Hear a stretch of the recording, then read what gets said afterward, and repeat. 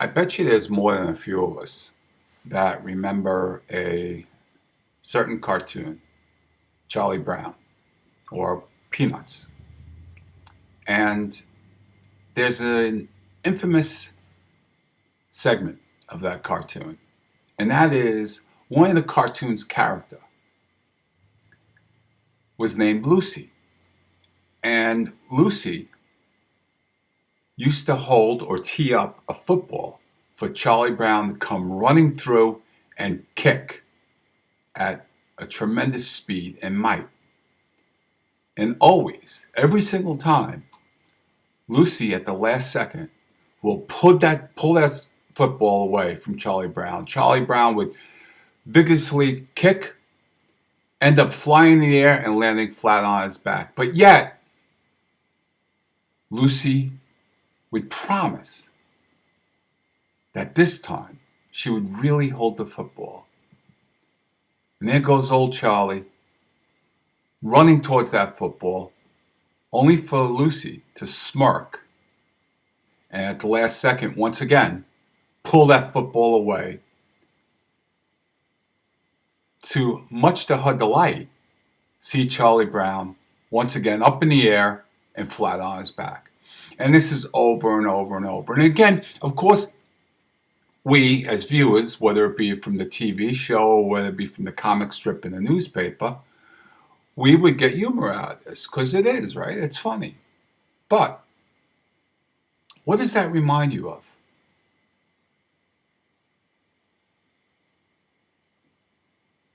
It reminds you of, I dare to speculate, of the narcissist in your life.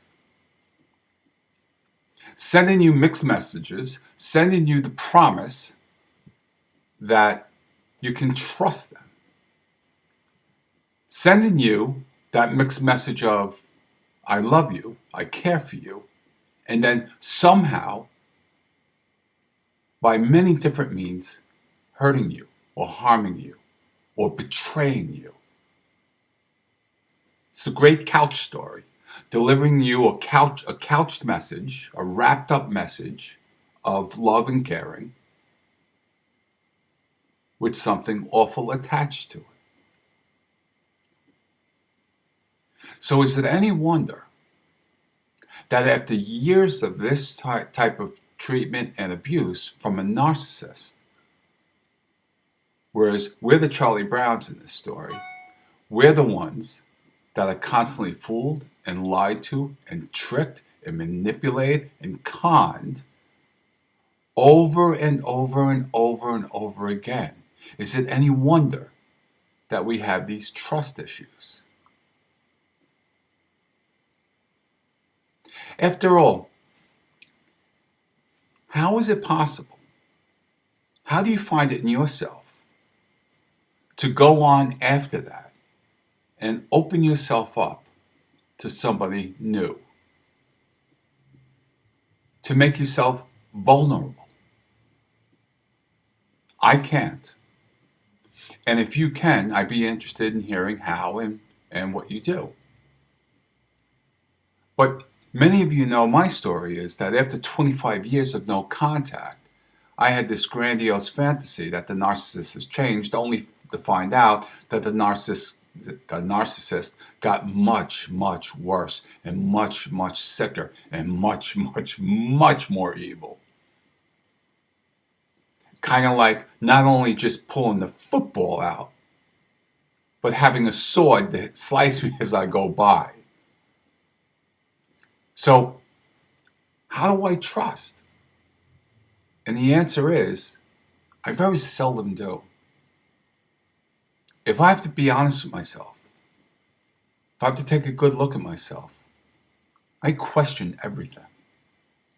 I'm leery of everything.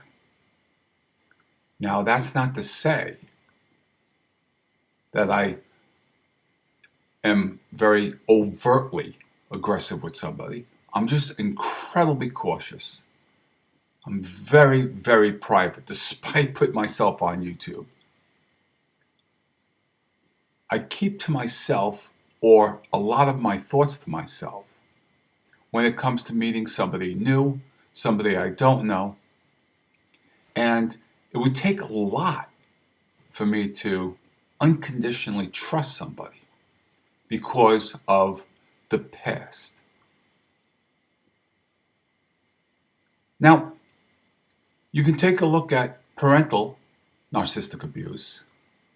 That is where that parent gives you that couching, loving term wrapped up in being degrading or physically abusive or emotionally abusive, and then luring you back in with promises of love, only to be slammed again. You could take a look at a partner abuse, a lover, a significant other. Whereas there's domestic violence.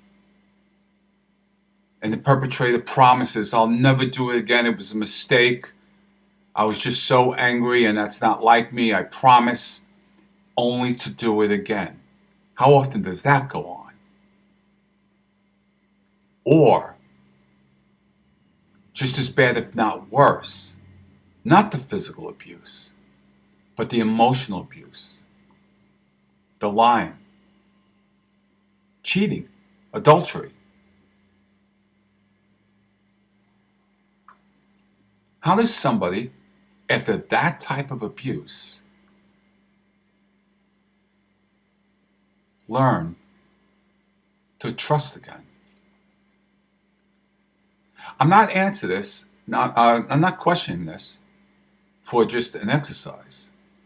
I'm legitimately curious. And I guess the answer is slowly, cautiously. I give that answer because that's the way I proceed. I'm incredibly cautious. You know, when I was looking for an apartment, there's a tremendous amount of landlord fraud or rental apartment abuse, specifically in the US. So I automatically, somehow, in my mixed up emotional mind, thought that anybody who wanted to rent an apartment to me was out there to rip me off. And I was so nervous and I was under so much pressure. I proceed like that with so many other things in my life. I don't want to put myself out there. I've been there, done that. As a child, I put myself out there constantly. Yes, a large portion of that was out of necessity because I needed to survive as a child. I had no escape. I was, in essence, the hostage. I escaped at age 15. I got the hell out of there. But before that, I had no reason or means of escaping what was being done to me. I think I've told you, I know of a narcissist. Now listen to this for a second. I know of a narcissist that brought their children to the family doctor, a good friend of the family. And this doctor was a child molester, a known child molester. And each one within that family was abused sexually.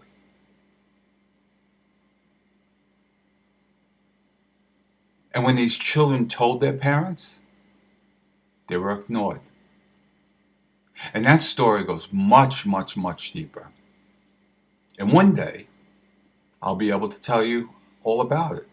It's getting closer. But think about that. A child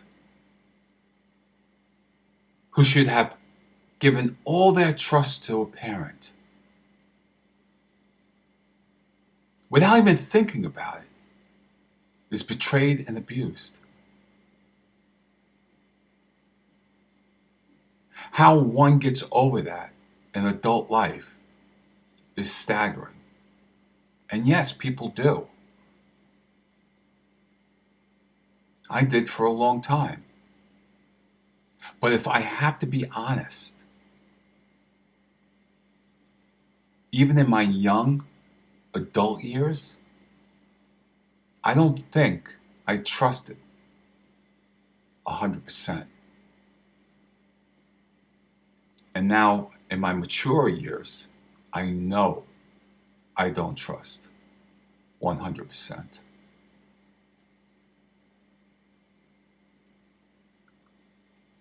How do you trust? How do you open yourself up? How do you go on and make yourself part of society, part of a social circle, part of a friendship without complete trust? Or do you just keep one eye open and constantly just be on the lookout? Not quite sure. Is that healthy or is it unhealthy? These are things I'm working out myself. I work them out by doing this. I work them out with your help. But there's one thing I do know for sure. That the Lucys in our life have really been a root cause of our trust issues as we grow up and enter adulthood. Again, please tell me what you think about this. This is rather important, not only to me, but I'm sure a great many others. And I'm wishing you peace. I'd like you to have the peace in being able to meet someone, be part of a social environment, and not have to be on guard or watching for Lucy. Thank you.